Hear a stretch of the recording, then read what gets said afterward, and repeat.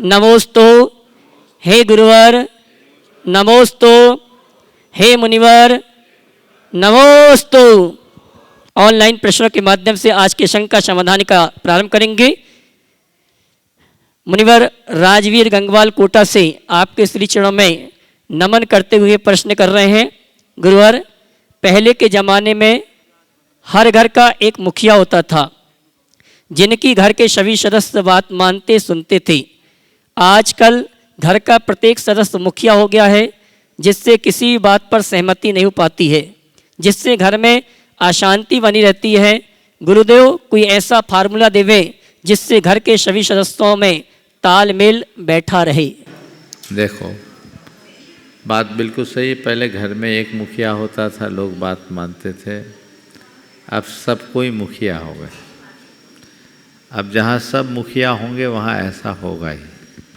तालमेल तभी हो सकता है जब लोग एक दूसरे के प्रति समर्पण का भाव रखें।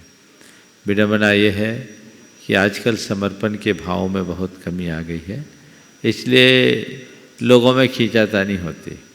हालांकि आज भी मैं ऐसे अनेक परिवारों को जानता हूँ जो बड़ा परिवार है, संयुक्त परिवार है, लेकिन परिवार के प्रमुख अपनी कुशलता से पूरे परिवार को बांधते हैं।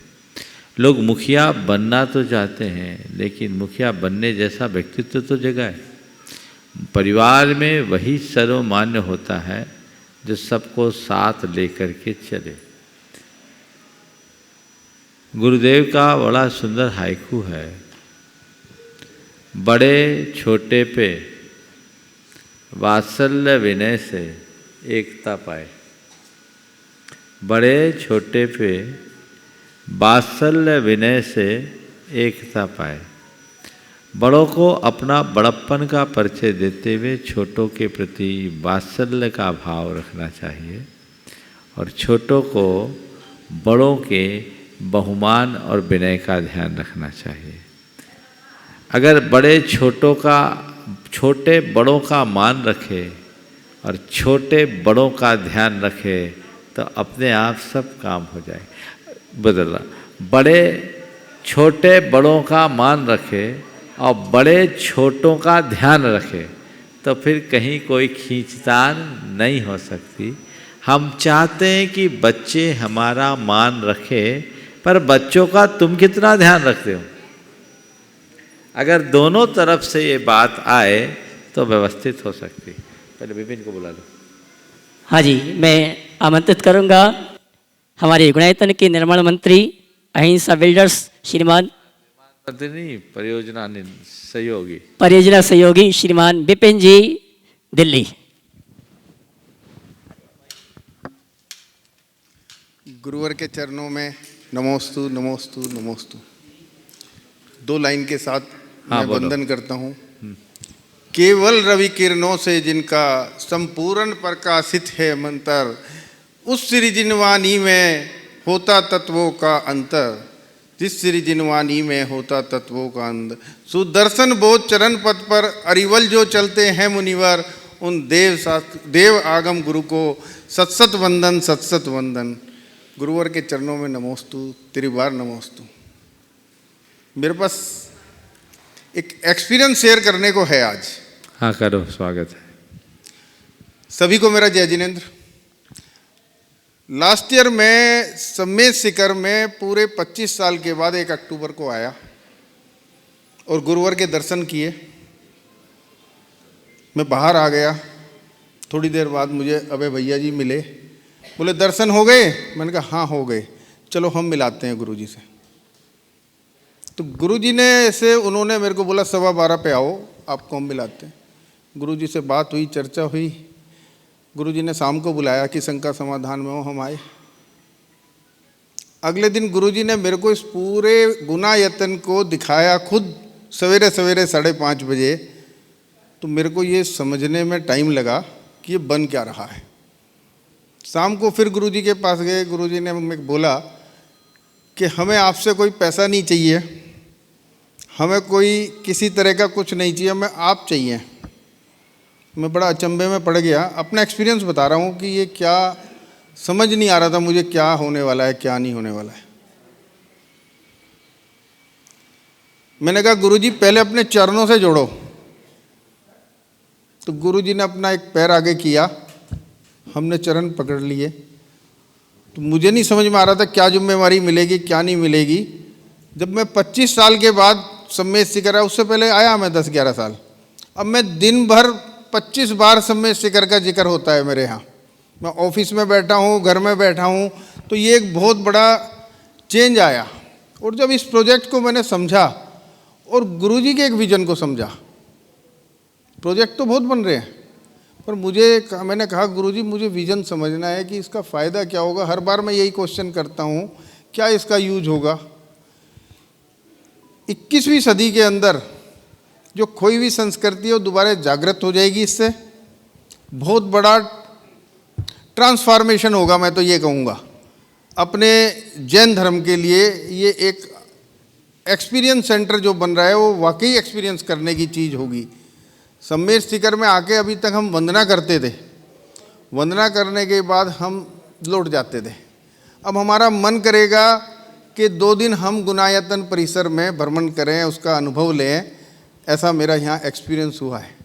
और अब मेरे को दिन में, आज मेरी ज़रूरत है तो कल मेरे को सम्मेद शिखर आने का मन करता है। ये मुझे नहीं पता क्या हुआ, क्या चेंज आया मेरे अंदर, और मुझे ऐसा लगाव हो गया कि ये मेरा परिवार है गुनायतन, ये मेरा घर है। इन्हीं शब्दों के साथ मैं गुरुवर के चरणों में नमोस्तु करता हूँ। मैं चाहूँगा एक बार जोरदार करतल ध्वनि से विपिन भाई का स्वागत करें। ये जब मेरे पास आए तो मैंने इनसे कहा भैया तुम्हारा निर्माण का अच्छा एक्सपीरियंस है, अहिंसा बिल्डर्स हो, पर अभी तक तुमने जिनको जिनको बना के दिए वो हिंसा के आयतन थे।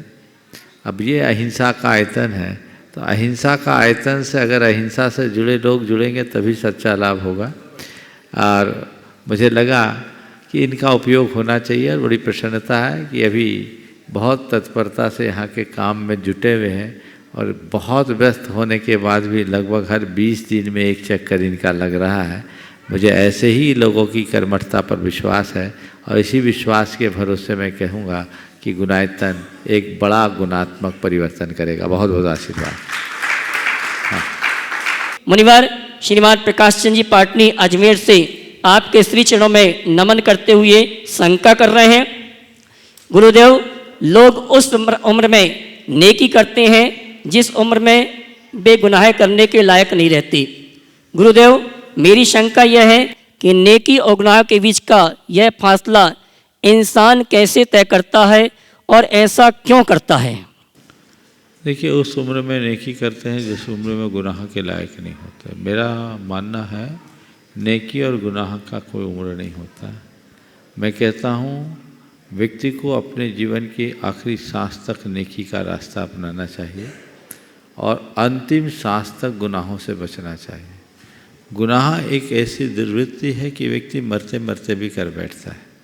हाँ, अक्सर ये देखने में आता है कि लोग एक उम्र के एक पड़ाव को पार करने के बाद थोड़ा अच्छाइयों के रास्ते को अंगीकार कर लेते हैं, खासकर धार्मिक क्रियाकलापों में सहभागिता होती है।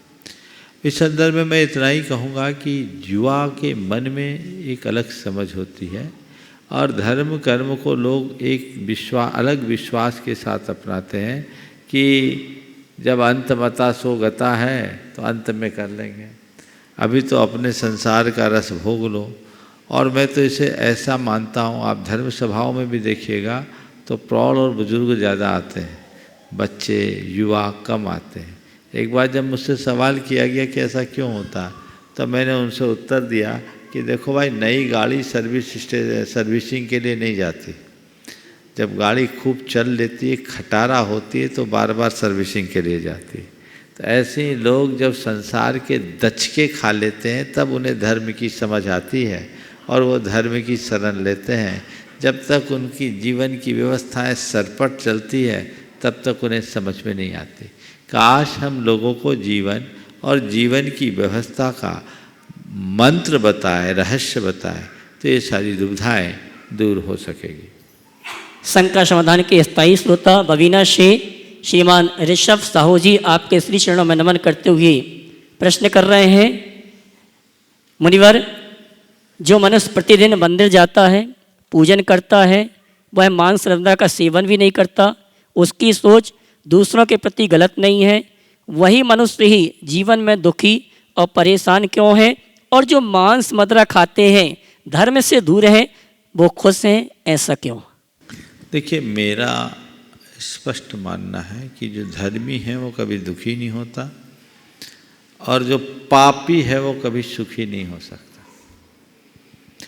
ये हो सकता है कि धर्मी आपको दुखी दिखाई पड़े, और ये भी संभव है कि पापी आपको खुश नज़र आए, लेकिन जब आप गहराई से देखोगे तो धर्मी धर्म के आनंद में जीता दिखेगा, और पापी पाप के संताप में।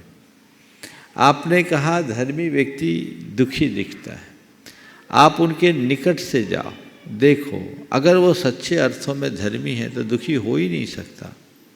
वो निश्चिंतता, प्रसन्नता, पवित्रता और संतुष्टि का जीवन जिएगा, उसके जीवन में आनंद होगा।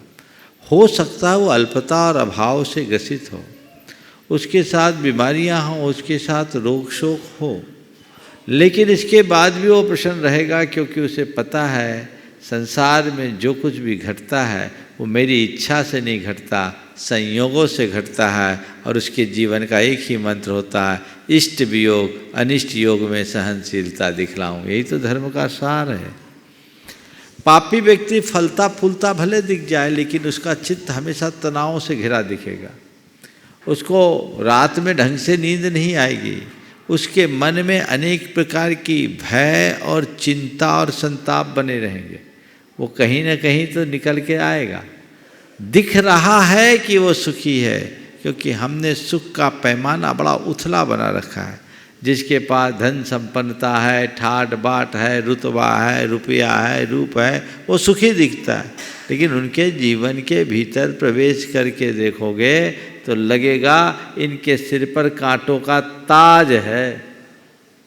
वो अपने आप को सुखी मानते पर सुखी होते नहीं। उनके चित्त में उतना ही अधिक तनाव, अशांति, उद्वेग और बेचैनी होती है, तो सुखी कैसे? समझ गए? तो हमारे शास्त्र में कहते हैं, न सीदन अपि ही धर्मेन मनो अधर्मे निवेशियेत अधर्मानाम च पापानाम आसु पश्चन विपर्य। कि धर्मी व्यक्ति को कष्ट में फंसा हुआ और पापी व्यक्ति को फलता फूलता देख करके भी तुम अपने चित्त को अधर्म में मत लगाना। क्यों? कष्ट तो धर्मी पे ही ज़्यादा आते हैं। बड़े बड़े ऋषि मुनियों के ऊपर भयानक भयानक उपसर्ग और उपद्रव हुए। रामचंद्र जी का वनवास हुआ, रावण का वनवास नहीं हुआ। हुआ क्या? साधुओं पर उपसर्ग आते, डाकुओं पर नहीं। परीक्षा सतियों की होती है, वेश्याओं की नहीं। धर्मी के ऊपर संकट आते हैं, पर धर्मी है वो संकटों में भी निडरता से उनका सामना करता, अपने आप को संभाले रहता है। अधर्मी के पास संकट नहीं आते, और अगर आते तो अंदर से टूट जाता है। तो धर्मी तो ये मानता है कि संसार के सुख दुख संयोग वियोग जो कुछ है वो हमारे हाथ में नहीं है। ये सब सुख दुख जीवन मरण, ये संयोग वियोग लाभ हानि, ये विधि के हाथ में है, मेरे हाथ में नहीं है। विधि भी संयोगों पर निर्भर करते। स्वीकार करो, अगर मैं धर्मी हूं तो मुझे जीवन का सही रूप समझ में आना चाहिए। बहुत सारे लोग धर्मी कहलाते हैं क्योंकि धर्म करते हैं, पर वो धर्म को जीते नहीं, क्योंकि धर्म जानते नहीं। तुम धर्म की क्रियाएं कर रहे हो, पूजा पाठ कर रहे हो, दान पुण्य कर रहे हो, पर अंदर से तुम्हारे विचारों में धर्म है ही नहीं, तो तुम धर्मी कहां? तुम थोड़ी थोड़ी बातों से प्रभावित हो रहे हो, तुम्हारे अंदर ईर्ष्या, राग, द्वेष, घृणा, वैर, वैमनस्य, दर्प, दंभ भरा हुआ है, तो काय के धर्मी? यही तो हमारे दुख के कारण है। जब तक मनुष्य के मन में दोष पलता वो दुखी होगा, और धर्मी का चित्त निर्मल होता है और पापी का चित्त हमेशा मलिन बनता है। जहाँ मलिनता होती है वहाँ दुख है, और जहाँ पवित्रता होती है वहाँ प्रसन्नता है। धर्मी बनो। धर्मी होकर के जो जीते हैं उनके जीने की जो वृत्ति है वो सबसे अलग होती है। प्रायः लोग धर्म का संबंध संपन्नता से और पाप का संबंध गरीबी से जोड़ लेते हैं। ये भ्रम है। इनका धर्म अधर्म से सीधा संबंध नहीं है। अधर्मी पापी अमीर हो सकता है और धर्मी गरीब हो सकता है, लेकिन धर्मी कभी दुखी नहीं हो सकता और पापी कभी सुखी नहीं हो सकता। आप देखो, ट्रेन में यात्रा करते समय अगर अपनी टिकट लेकर के जा रहे हो तो आपको कोई चिंता होती? अपनी सीट पे अपनी टिकट से जा रहे हैं तो कभी कोई तकलीफ होती? और कोई व्यक्ति यदि बिना टिकट चढ़ जाए, हालांकि चढ़ना मत, पर मान लो चढ़ जाए तो क्या होता है? हर आदमी की शक्ल में टीसी नजर आता है। आता है कि नहीं आता है? हाँ, कहीं टीसी आ न जाए कहीं। हो सकता है वो व्यक्ति व्यवस्था की आंखों में धूल झोंक कर बिना टिकट यात्रा पूरी कर ले, पर बेखटके नहीं कर सकता। बेटिकट यात्रा कर लेगा पर बेखटके यात्रा नहीं करेगा। धर्मी अपने जीवन की यात्रा बेखटके करता है क्योंकि उसके पास परमार्थ की टिकट है, और पापी के यात्रा में हर पल खटका होता है क्योंकि उसके अंदर पाप है। पाप है तो एक खटका तो होगा ही। अरे हम इतना धर्म करते हमको फल नहीं मिलता। अरे तुम धर्म के सही फल को समझोगे तो शिकायत ही खत्म।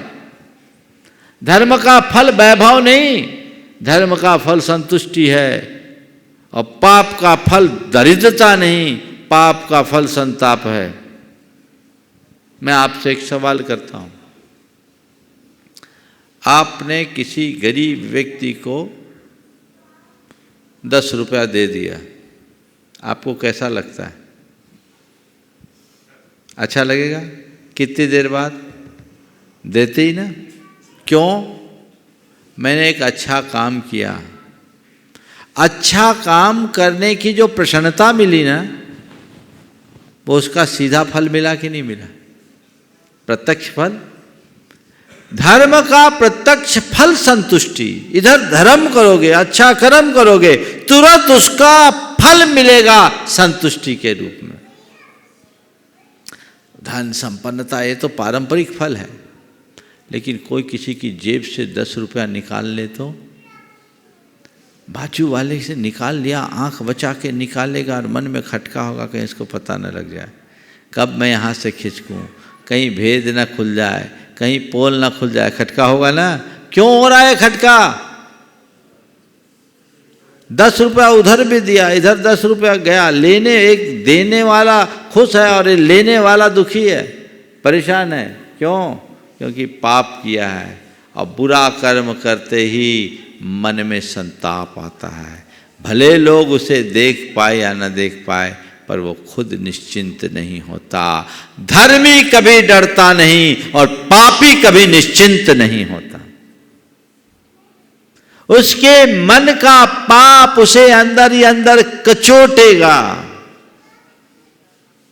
इसलिए इस रहस्य को समझिए और अपनी बुद्धि को धर्म में नियोजित रखिए, ताकि धर्म का विशिष्ट लाभ जीवन में घट सके और उसकी आभा में अपने जीवन को आप चमका सके।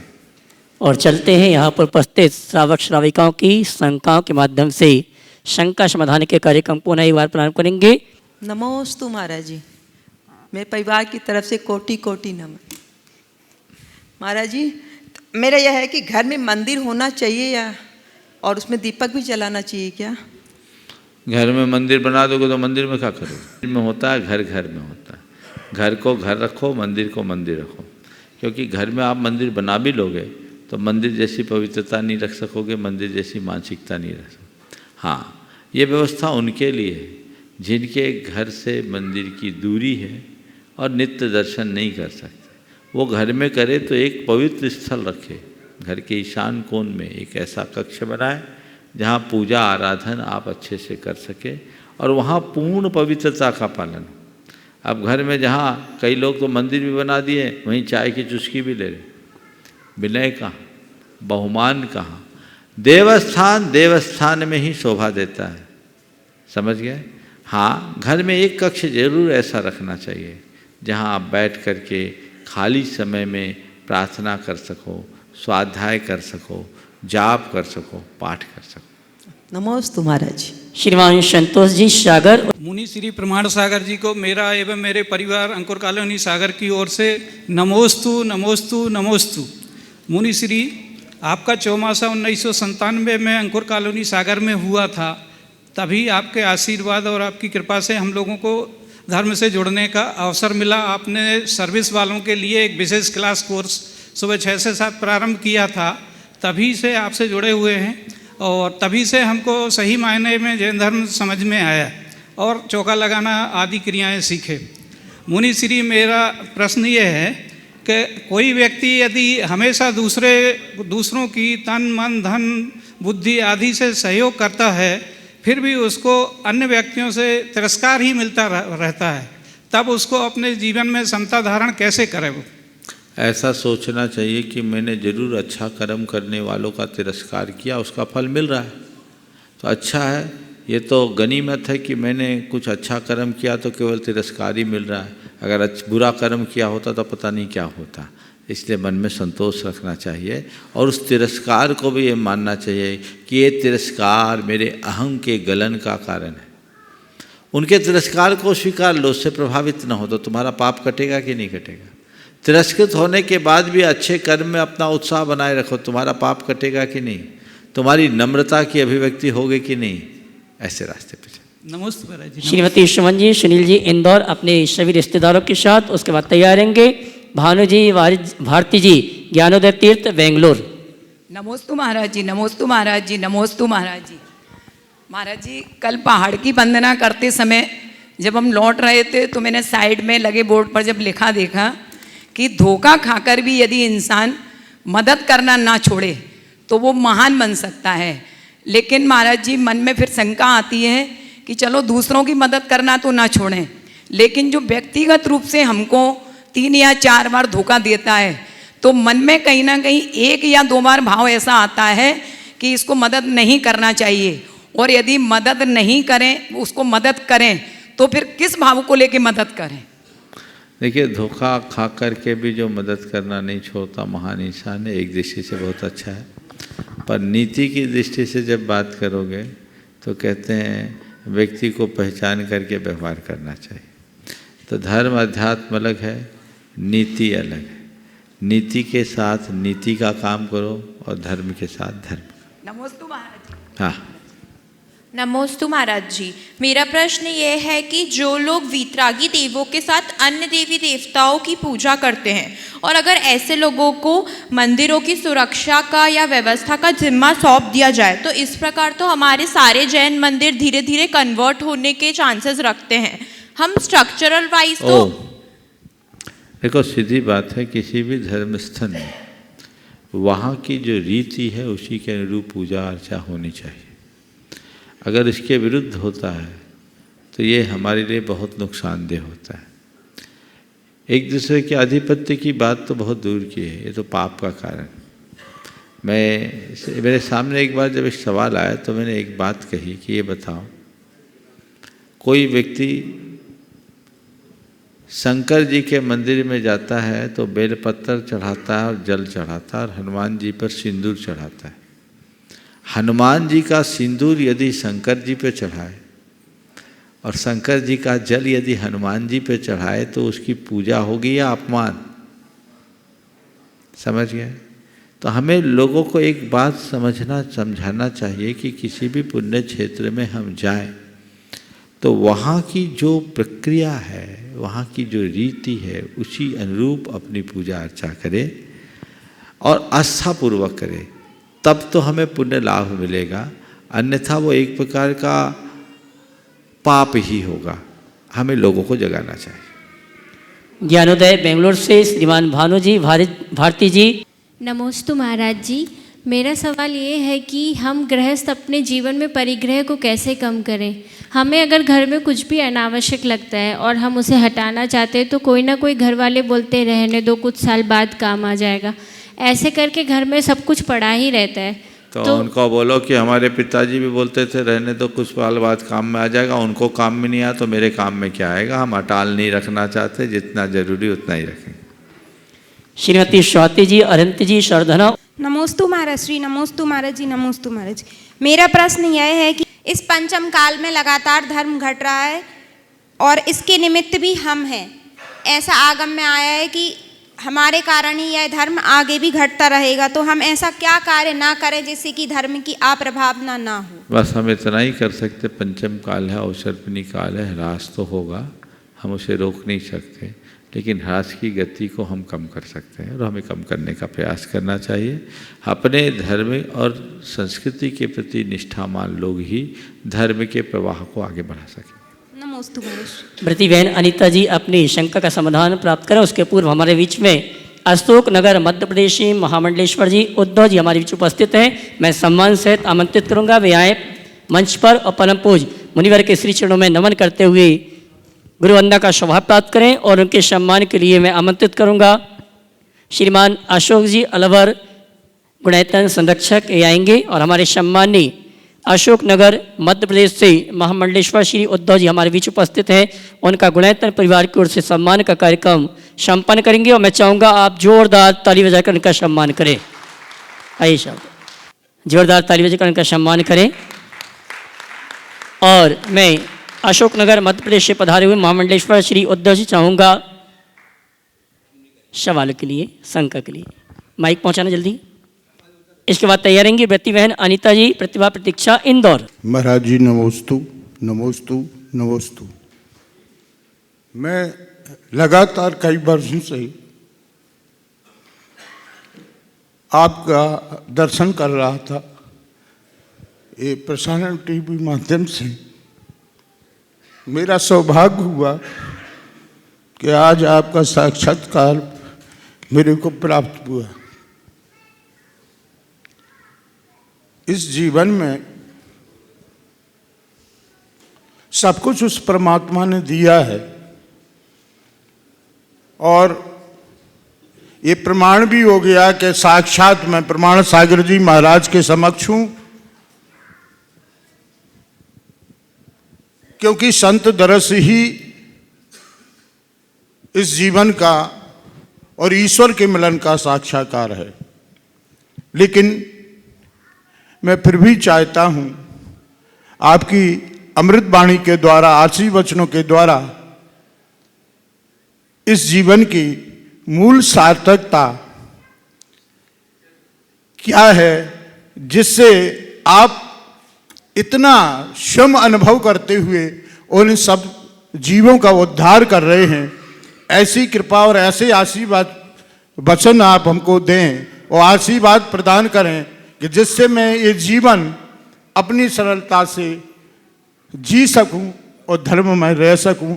मेरी यही शंका है कि मैं इस जीवन को कैसे जीऊं। तालियां तो बजाइए आप लोग। बहुत अच्छे भाव आपने प्रकट किए हैं। एक साधु होने के बाद भी साधक तो होंगे ही, लेकिन एक साधक होने के उपरांत भी ऐसा व्यवहारिक सवाल किया है जो सवाल हर मनुष्य के जेहन में प्रकट होना चाहिए। आपने पूछा इस मनुष्य जीवन की सार्थकता कैसे हो, तो मैं तो कहूँगा चाहे साधु हो या गृहस्थ, चार बातें उसके जीवन में होनी चाहिए। अगर इन चार बातों को घटित किया है तभी उसके जीवन की सार्थकता है, अन्यथा व्यर्थ है। वो क्या है? शांतम तुष्टम पवित्रम च सानंदम इति तत्वतः जीवनम जीवनम प्राहु भारतीय सुसंस्कृतम। शांति, तुष्टि, पवित्रता और आनंद जीवन के 4 परम तत्व है। जिसके जीवन में ये चारों प्रकट हो गए, सच्चे अर्थों में वही जीवन का रस ले रहा है, उसका जीवन ही सार्थक है, बाकी सब व्यर्थ है। हमें अपने भीतर की शांति को घटित करने के लिए प्रयत्नशील होना चाहिए, और वो तब होगा जब हम अपने भीतर की आत्मा को पहचानेंगे, उसे संवारने का प्रयास करेंगे, हमारी सोच सकारात्मक होगी, जीवन में सहजता और सरलता आएगी। तो अंदर के आत्म वैभव का ज्ञान, सकारात्मक सोच, सरलता और सहजता जैसे तत्व को घटित कर लेने वाला व्यक्ति या तो संत होता है या सत्पुरुष के रूप में जाना जाता है, सज्जन होता है। ये चीज़ें हमारे जीवन में घटनी चाहिए। ये घटी तो हमने अपने मनुष्य जीवन का लाभ लिया, या यूँ कहूँ जिनके अंदर ये बातें घटती है आधिकारिक रूप से मनुष्य कहलाने के वे ही पात्र हैं। जिनके जीवन में ये नहीं, वे आकृति से मनुष्य हैं, उनके भीतर मनुष्यत्व जैसा कुछ भी नहीं है। तो इस मनुष्यत्व को जिसे लोक में अत्यंत दुर्लभ कहा गया है, उसे हमने पाया है, तो उसे सफल और सार्थक बनाने का सुयत्न करना चाहिए। हम जिस मार्ग पर चले, हमारा मन अध्यात्म से पगा होना चाहिए। और एक बात स्मरण रखना चाहिए, जो भी अंतर है ऊपर के चोले का है, भीतर सबके भीतर वही परम शुद्ध परमात्मा है। उस तत्व को पहचानो। इस ऊपर के इस चोले का कोई महत्व नहीं। जब भीतर के उस परम तत्व को, जो शुद्ध आत्मा है, उस पर हमारी दृष्टि जाती, तो सब भेद ही खत्म हो जाता है। उधर हमारी दृष्टि होनी चाहिए। बहुत बहुत आशीर्वाद। ब्रती बहन अनीता जी, प्रतिभा प्रतीक्षा, इंदौर। महर्षि के चरणों में बारंबार नमोस्तु नमोस्तु नमोस्तु। महर्षि, अक्सर देखा जाता है कि ज्ञान सुख का कारण होता है और मोह दुख का कारण होता है। ज्ञान सुख का कारण होता है और मोह दुख का कारण होता है। संसारी प्राणी ये जिंदगी में मोह के कारण दुखी रहता है, लेकिन वो जिंदगी को मीठा बनाना चाहता है। तो क्या जिंदगी को अगर मीठी बनाना है, तो उस जिंदगी को मीठी बनाने के लिए अक्सर सही वक्त पर कड़वी घूंट पीना आवश्यक होता क्या? और आवश्यक है तो कितना? कड़वी दूध पीना। हाँ, कितना और क्यों? देखो, बात बिल्कुल सही है। ज्ञान सुख का कारण है और मोह दुख का कारण। अगर व्यक्ति को यथार्थ ज्ञान होगा तो मोह होगा ही नहीं, और जिसको मोह नहीं होगा वो हमेशा सुखी होगा। आपने कहा लोग अपने जीवन को मीठी बनाना चाहते हैं। बनाना चाहिए और जीवन में मिठास लाना चाहिए, पर जीवन को मीठा बनाने का 2 रास्ता है। एक चाशनी डालकर मीठा बनाना, और एक गन्ने की तरह नैसर्गिक मिठास प्रकट करना। आरोपित मिठास हानिकारक होती है। ज़्यादा मीठा खा लो ना तो हजम करना भी मुश्किल है। आरोपित है, ऊपर से आया है, जो हम लोग मान लेते हैं। मीठा बनाते नहीं, मीठा मानते। और दूसरा है गन्ने की तरह नैसर्गिक मिठास, जो उसकी मिठास उसके जड़ों से आई। मिठास जो आरोपित है वो ऊपर से आनंद देता है, भीतर कुछ नहीं करता। और जिसकी जड़ों में मिठास है उसके आनंद की सीमा नहीं होती। उदाहरण के लिए बोलो, एक आदमी जूता पहना हुआ ब्रांडेड, बहुत मीठा दिख रहा है। ब्रांडेड जूता पहनकर गर्व से चल रहा है, लेकिन वो जूता उसके पाँव को काट रहा है। मीठा है ना, पर डायबिटीज देने वाला। जूता पहना ब्रांडेड, वो अपने आप में मुग्ध है कि आह मुझसे बड़ा इंसान कौन है। 10,000 का जूता, शायद और ज़्यादा का भी होता हो, मुझे नहीं मालूम, लेकिन वो ब्रांडेड पहना है और ब्रांडेड पहन के गुमान से चल रहा है, पर तब उस घड़ी भी जब उसे कष्ट मिल रहा है। ये एक मिठास है।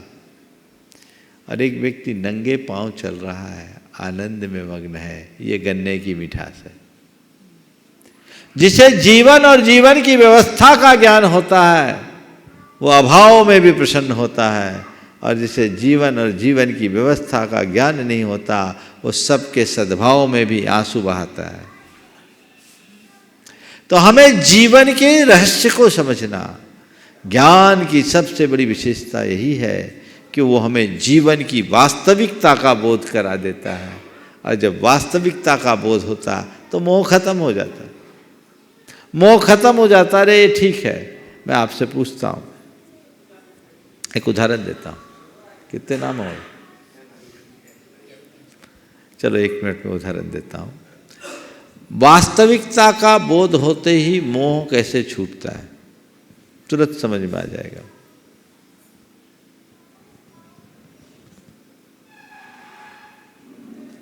आप किसी के घर गए, सामने वाला पानी पिला रहा है, जग से पानी पिला रहा है, और जग भी चांदी का है, ग्लास आपके हाथ में, जग सामने वाले के हाथ में, और आप देख रहे हैं कि इसमें मेरा नाम लिखा है। उस जग में आपका नाम लिखा है। आपने उनसे कहा, भैया ये जग आपके यहाँ कैसे आ गया? हमारे यहाँ 1 हफ्ता पहले गुमा था। अरे आपका जग? माफ करना, पता नहीं गलती से कैसे आ गया, अभी आप ले लो। क्यों? क्यों? ज्ञान हो गया कि जग मेरा नहीं है। जब तक ज्ञान नहीं तब तक त्याग नहीं, और जब ज्ञान हो जाए तो राग नहीं। जब तक ज्ञान है नहीं तब तक त्याग नहीं, और ज्ञान हो जाए तो राग नहीं। तो बस ज्ञान जगाओ और गन्ने जैसी मिठास से जीवन को समरस बनाओ। बहुत से नमस्ते। इतने अच्छे फार्मूला दे रहे हैं, आपकी तालियां बहुत धीरे बजती हैं। और आइए गणतंत्र ट्रस्टी श्रीमती चंद्रकला जी पाटनी, रांची। मेरी तरफ से जगत के सब जीवों की तरफ से मुनिराज को नमोस्तु नमोस्तु नमोस्तु।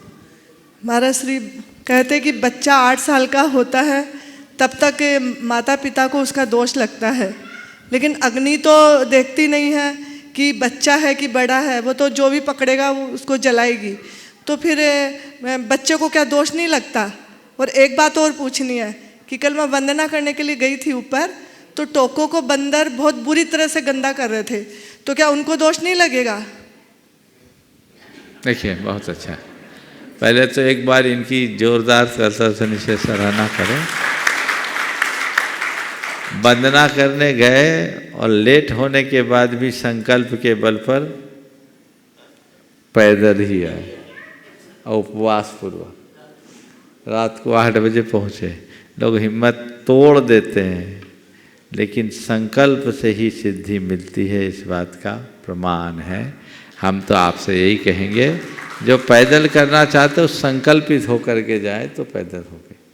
आपका जो सवाल है कि 8 वर्ष तक बच्चे अगर कुछ गलतियां करते हैं तो क्या उन्हें दोष नहीं लगता? दोष तो लगता है, और माँ बाप को चाहिए कि उन बच्चों को गलतियों से बचाए। वो दोष लगता है नहीं लगता बात की बात है, उनके संस्कार दूषित होते हैं, और बचपन से ही जब संस्कार दूषित होंगे तो भविष्य में तो पूरा जीवन ही दूषित होगा। इसलिए यह सोच करके कि 8 साल तक कोई दोष नहीं लगता, बच्चों के संस्कारों के प्रति ध्यान नहीं देना, मैं मानता हूँ बच्चों के साथ एक बहुत बड़ा अपराध है, उससे बचना चाहिए। माँ बाप की जिम्मेदारी है कि उन बच्चों के संस्कारों को ध्यान में रखें। हाँ, ये बात सत्य है कि ज्ञान दशा में किए गए पाप अज्ञान दशा के पाप से भारी होते हैं, लेकिन पाप तो है। जीवन दूषित ना हो ये सावधानी रखनी चाहिए। अब रहा सवाल, बंदरों को दोष नहीं लगेगा क्या, जो पूरे टोंक को गंदा करते हैं? मैं बताऊं, बंदर टोंक को गंदा करते हैं, इसका दोष बंदरों को लगे या न लगे, द्रव्य चढ़ाने वाले को जरूर लगे। आप लोग एक संकल्प लो, जाए तो चरणों में द्रव्य नहीं चढ़ाए, डोली पे द्रव्य चढ़ाए, जो चारों तरफ की डोली वहां द्रव्य चढ़ा दो, चरण का स्पर्श करो। भगवान के चरण में ही द्रव्य क्यों चढ़ाते? आप वहां चढ़ाते हैं, बंदर तो खाएंगे। आपके लिए भगवान है, उनके लिए उनका भोजन है।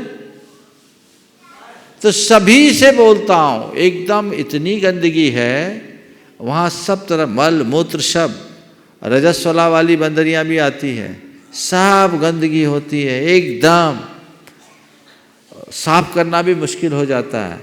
उसका एक ही उपाय, ये संदेश लोगों तक पहुंचाओ कि वहां जाओ, ढोक दो चरणों में और द्रव्य पहले चढ़ा दो बाहर, गेट पे नहीं, साइड में, नहीं तो गेट पे बंदरों का आतंक होगा।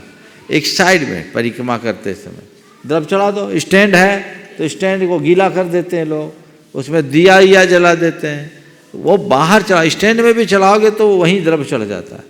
व्यवस्था ऐसी होनी चाहिए, क्योंकि और कोई रास्ता दिखता नहीं।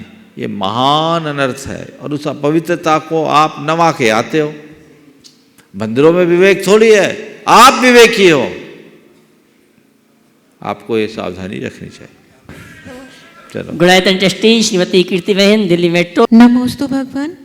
जब किसी व्यक्ति को स्वात्मानुभूति प्राप्त होगी तो वह किस क्रम से होगी, और स्वात्मानुभूति को पाने का क्रम से क्या उपाय है, और ये कौन से गुण स्थान से प्रारंभ होती है? स्वात्मानुभूति कर्म के उदय से नहीं होती, कर्म के शमन से होती। जब मोह शमन होता है तो आत्मा की अनुभूति होती है। सच्चे अर्थों में आत्मानुभूति तो सबको होती है, लेकिन संसारी प्राणी को सराग अनुभूति होती है। वीतराग आत्मा की अनुभूति वीतरागी मुनियों को ही होती है, और इसके लिए नित्य आत्मा की भावना भाना अपेक्षित है। गुरुदेव, ये स्टेजेस में होती है क्रम से, या स्टेजेस में होगी क्रम से, या आप नित्य भावना भाव निर्गंथ अवस्था में ही शुद्धात्मा अनुभूति होगी। नमोस्तु गुरुदेव। ब्रति श्राविका श्रेका जय साहब। नमस्ते महाराज जी, नमस्ते महाराज जी, नमस्ते महाराज जी। आज मेरा जन्मदिन है और आज मैं पहाड़ी पे गई थी। आज मेरा 55वां पहाड़ी का एक है, 55 बार मैंने की, आज का 55वां वंदना है। और महाराज मैं ऊपर शांति विधान किया, शांति विधान पण किया और सर्वदोष विधान किया। और महाराज जी, मेरा ऐसा प्रश्न है कि 24 तीर्थर भगवान को केवल ज्ञान होने के बाद संवत्सरण प्राप्त होता है, वैसे सामान्य केवली को जब केवल ज्ञान प्राप्त होता है तो उनको गंधकुटी प्राप्त होती है। तो गंधकुटी की रचना कैसी होती है, जैसी संवत्सरण जैसी होती है क्या? गंधकुटी की संरचना के विषय में कोई विशेष व्याख्यान देखने को नहीं मिलता, तो हम यही मान के चले कि संवत्सरण के मध्य की गंधकुटी जैसी गंधकुटी होगी। अच्छा, नमस्ते महाराज जी, नमस्ते। श्रीमान महावीर जी गुना। गुरुवार 3 बार नमोस्तु मेरे परिवारों की ओर से। मेरा प्रश्न है, संवेद से कर दिए कि जितनी भी टोंके हैं और तलेटी में जितने भी मंदिर हैं, इनमें दोनों में क्या अंतर है दर्शन करने में? टोंकों में और तलेटी के सभी मंदिरों में। भैया वो निर्वाण स्थल है, निर्वाण स्थल की तलहटी है। यहाँ मंदिर है, वो मोक्ष स्थल ही है, दोनों बड़ा अंतर है। वहाँ का प्रभाव और यहाँ का प्रभाव अलग है। नमोस्तु। हाँ, नमोस्तु। श्रीमान अशोक जी अलवर। आशा और आकांक्षा की दीवार परमात्मा का दर्शन नहीं करने देती है, तो गुरुवर हम कैसे परमात्मा का दर्शन करें? नमोस्तु। मन की आशा और आकांक्षा को छोड़ दो, जहाँ खड़े होगे वहीं परमात्मा दिख जाएंगे। इस प्रकार आज के सत्र को परम पूज्य गुरुदेव के चरणों में नमन अर्पित करते हुए यहीं पर विराम। बोलिए परम पूज्य आचार्य गुरुवर श्री विद्यासागर। जय जय जय।